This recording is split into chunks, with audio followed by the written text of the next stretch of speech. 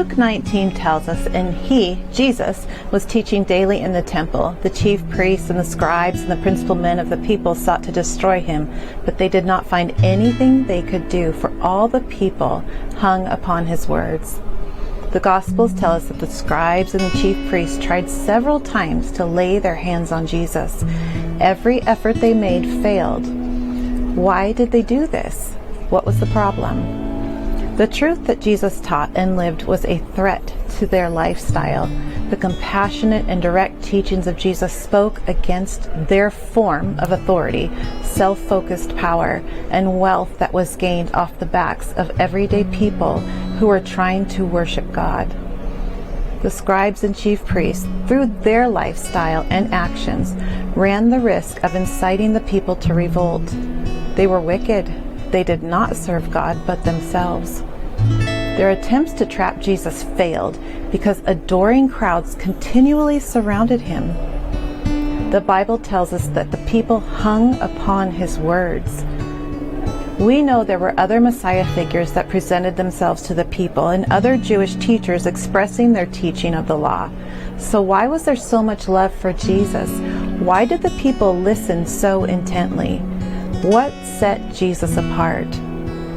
Jesus' mastery and authority in his responses, teaching, and actions set him apart and astounded those who listened to him. An excellent example of this is his teaching on paying taxes to Caesar.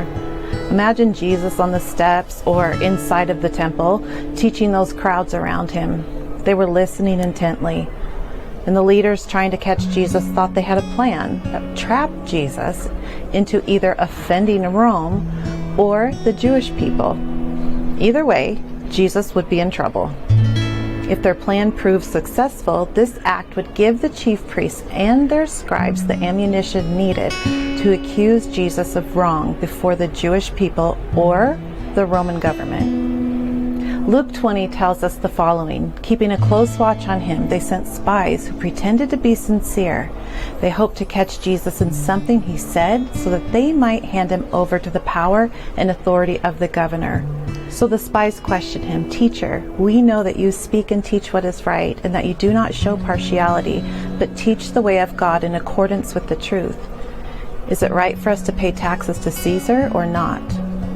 He saw through their duplicity and said to them, "Show me a denarius. Whose image and inscription are on it?" "Caesar's," they replied. And he said to them, "Then give back to Caesar what is Caesar's, and to God what is God's." They were unable to trap him in what he had said, and astonished by his answer, they became silent. Luke tells us that the people were marveling. Matthew and Mark share a similar statement. What was so marvelous? An explanation of this passage shows Jesus' brilliance.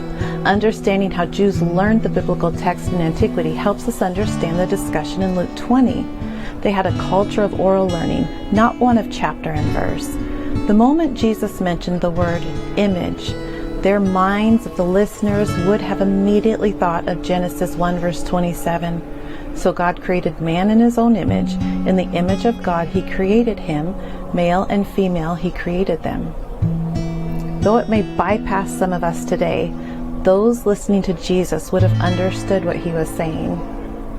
The message that silenced those trying to trap him was this: give God that which has his image, and Caesar that which has his. Essentially, give to God you, and to Caesar the coin. We are made in the image of God, and this allows us a glimpse into the love God has for us. Jesus reflected on the fact that we are created in the image of God many times, and therefore we have great value. It is the core of his teachings on earth. When we do not treat others made in his image with the same degree of value that he holds for us, we run the risk of allowing controlling factors of power, backbiting, negative talk, lying to overcome our lives. The very point of the message of the coin gives credence and strength to the reason Jesus came to earth and agreed to face death. All because we have value to our Father who is in heaven. So today, let me ask you a question. Do you allow borders to determine who is in and who is outside your view of the image of God? Do you see value in every human being? Is your relationship to others based on what they can do for you or the care God has for them? What could be meant for harm, God can use for good. The death Jesus was facing was premeditated. It was sought out in conniving and logical ways, to the point that the chief priests sought out Judas. The scribes and priests could not catch Jesus during the day. He was too popular, so their option turned to night, and they needed help finding him so that they could attempt the death of Jesus in secrecy.